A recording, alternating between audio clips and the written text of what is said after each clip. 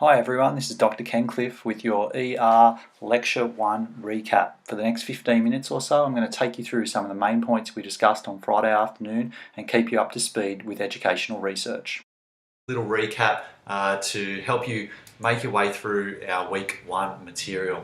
So we started out by talking about the introduction to the subject overall, but particularly to the importance of research for education. And I began the lecture with two guests, Lauren Leonard and Callum Downs, two fourth year students who came in to talk to us about the research they're doing, why they're interested, and importantly, what sorts of skills they think they've developed as part of being researchers. We made the point that this subject isn't so much about everyone becoming an honours researcher or everyone going on to do huge research projects in their life. Instead, it's about developing a set of skills so you as a teacher can engage with research. And that was one of the important things that came out of both Lauren and Callum's talks about their research, just the way that they'd been engaging with the literature, the way that their research areas were essentially something that they'd noticed in their practice, a problem that they wanted to be able to do something about. And we could certainly all see in the room how strongly they could speak about their areas, and imagine that in a job interview or in other sorts of situations where you need to demonstrate professional knowledge, being highly knowledgeable in an area like this could certainly come in very handy. I differentiated research from, just a Google search or something like that by saying research is a systematic inquiry. That is, we have a plan in advance, we collect data rigorously and systematically. That is in accordance with the plan that we have, and we look to interpret that data and try to understand, describe, and predict what is going on. Now, this is quite different. For example, if we compare that to wanting to know more about a DEC policy or something like that. In that case, yes, we're onto the web, we look up the policy, we read about the policy, we might know more about it. Now, that's not research as such. Going and gathering that policy might become part of the data you use to answer a larger question. However, we expect that research will actually require much more systematic, much more sustained data collection and consideration of data than simply pulling something down and reading about it. I talked about some of the hot educational research topics, and you'll notice a few of these are consistent with topics that you can choose in your assignments for educational research. But there's a whole range of topics which at any given time all across the world researchers are trying to respond to, teachers are trying to respond to, people are trying to work to come up with better outcomes for students.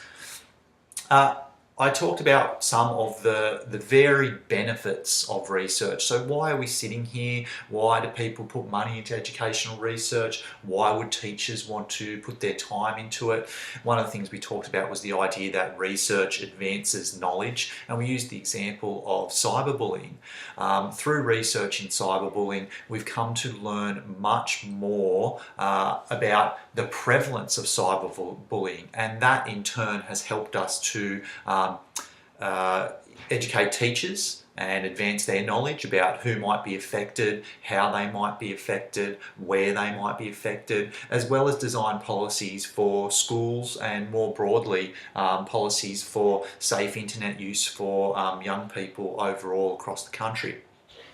We also talked about how educational research shapes theory. And now we have all sorts of theory that comes out of educational research, and it's important to note that without that theory, then lots of what we do in education would just be guesswork, and that theory actually comes out of the research. So we have theoretical accounts developed over time by people observing, people collecting data, people interviewing, people keeping diaries of what's going on, and that sort of data can be analysed, eventually helping us to develop theory, and that theory can come to influence people much broader than just the classrooms in which the data was collected. It can come to shape some of the things we think about as teachers overall. And we gave the example of, what if we'd never heard of multiple intelligences, for example? What if we'd never heard about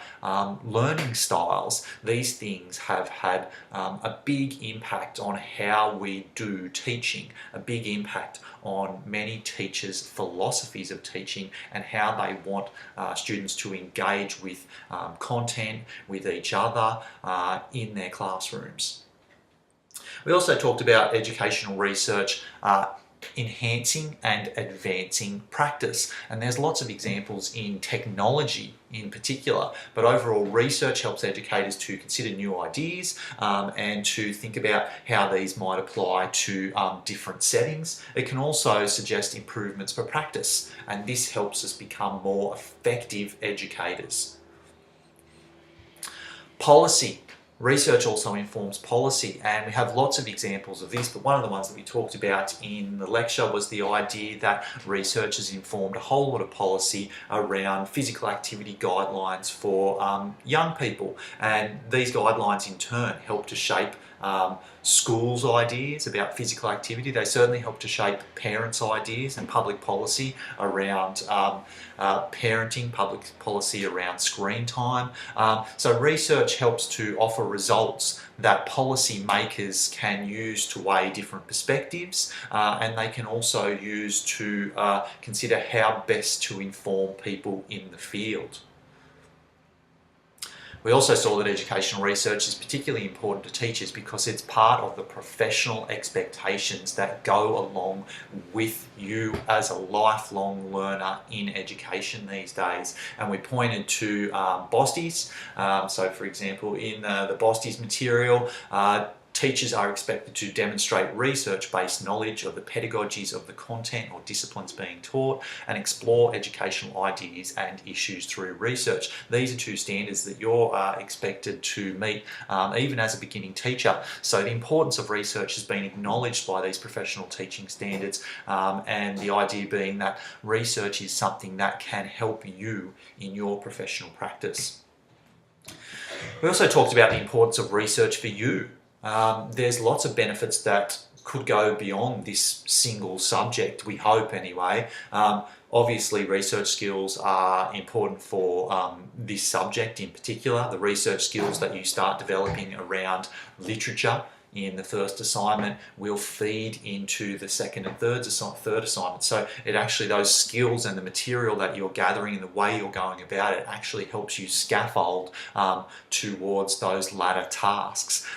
It's also very important for your degree. Now, most of us probably already have some idea about how to engage with the literature and how to weigh things up, but we're going to try to sharpen those skills, and that's going to become more important both over the coming year and a half as you look to finish your degree, but obviously, of course, beyond that. And that's part of your employment and your professional development. We pointed a minute ago to the kinds of expectations around your employment for BOSTES and for ATSL as well, but also your ongoing professional development. Every indication is that teachers will be expected to continue to professionally develop, and a big part of that over your career will be how do you engage with new innovations, how do you weigh up evidence, how do you consider an educational problem in your classroom or on your stage or in your subject area, and how do you approach that?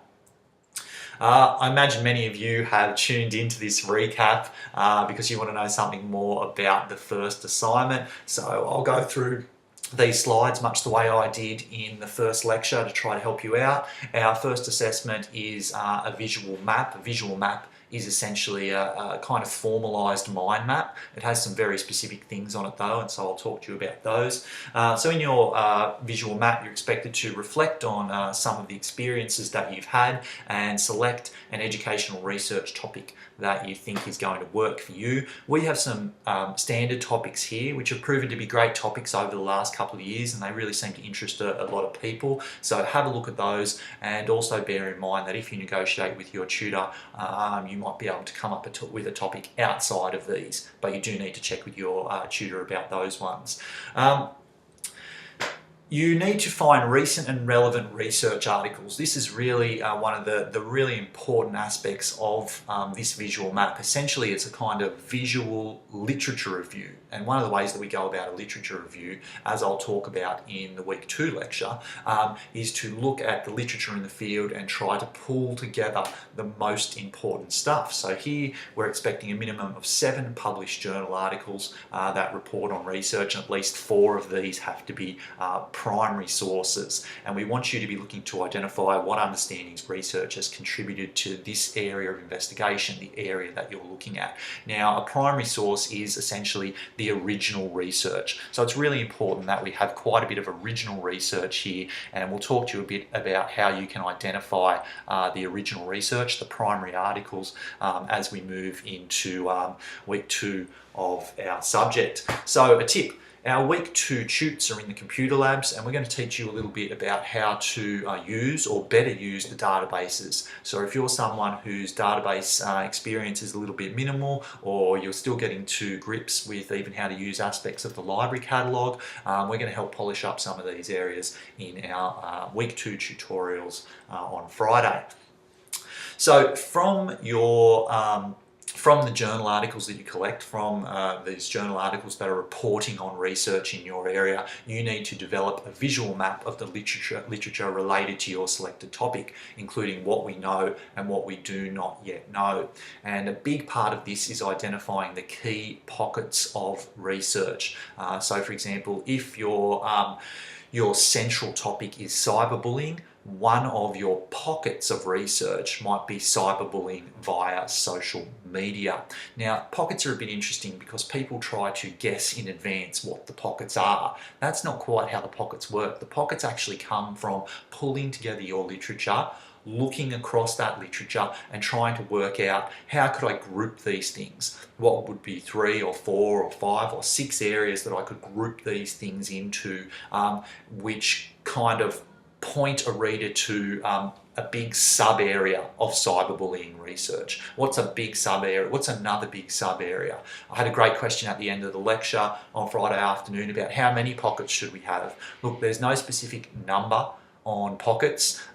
Quality is more important than quantity in this case, but I'd expect for most people, 4 pockets should probably be pretty easy to come up with, somewhere around there. But there'll probably be lots of people that might have 6 pockets, or they might have 3 pockets, but then each of those pockets might have a couple of sub pockets very quickly, and so it can change in that regard, I suppose.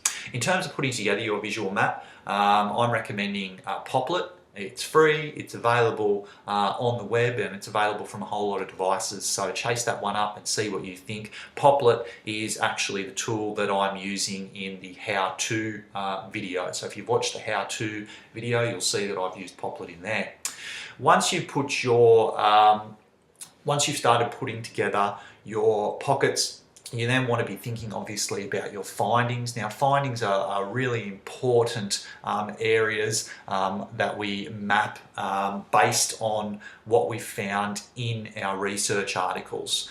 So each finding might be a sentence or maybe 8 to 10 words with a reference that tells us something very important that was found in the original research, in the primary research, in the first instance anyway, and then we might move off to things like systematic reviews and meta-analyses down the track. They're secondary articles. We'll talk about that a little bit later on. As well as mapping our findings, we also want to think about drawing connections between findings to highlight how they complement or contradict each other, and we also want to think about marking out some existing gaps in our knowledge or understanding.